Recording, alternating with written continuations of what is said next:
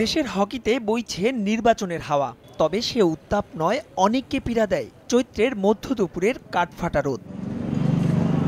দেশের হকির নিয়মিত খোঁজ খবর যারা রাখেন তারা বেশ ভালো করেই জানেন শফিকুল ইসলাম অনিককে।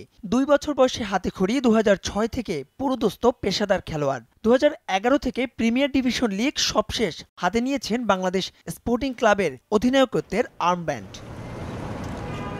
অথচ দারুণ সম্ভাবনাময় এই তরুণকে হকির মাঠের প্রতিপক্ষ নয়, জীবনের প্রয়োজনে ডিফেন্স করতে হয় রোদ, ঝড়, বৃষ্টিকে। স্ট্রিক ছেড়ে জীবিকা হিসেবে বেছে নিয়েছেন রাইড শেয়ারিং। ৩ মাস বাচ্চার বয়স চলে, তার একটা ফিউচারের ব্যাপার আছে, আমার একটা ফিউচার আছে।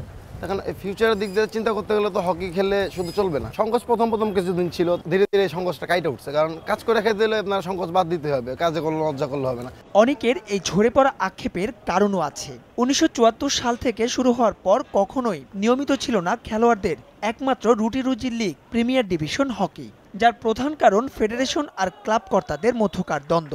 আমাদের লিগ যে হয় সর্বোচ্চ পেমেন্ট থাকে ৫ লাখ টাকা, ওটাও একবার হাইস্ট প্লেয়ার পায়। ফুটবলে দেখেন আপনি ১৯৪ নম্বর র্যাঙ্কিং তাদের, তারপরে ৫০ লাখ টাকা বা ৩০ লাখ টাকা সর্বনিম্ন পেমেন্ট হয়। আমাদের হকিতে ২০,০০০ টাকা পেমেন্ট হয়।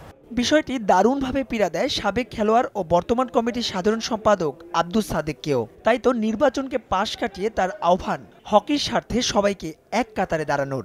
এখন আমার প্রায়োরিটি হবে ঢাকার মাঠে খেলা সারা বছর যদি চলে একটা, প্লাস যেসব জেলায় খেলা হয় সেখানে আমাদের টাকা ইনভেস্ট করতে হবে।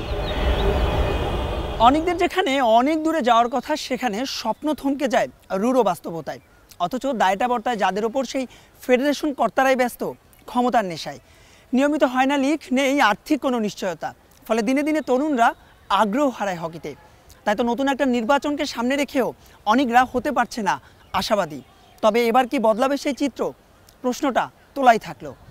মওলানা ভাসানী জাতীয় হকি স্টেডিয়াম থেকে মাহবুব রিমন, সময় সংবাদ।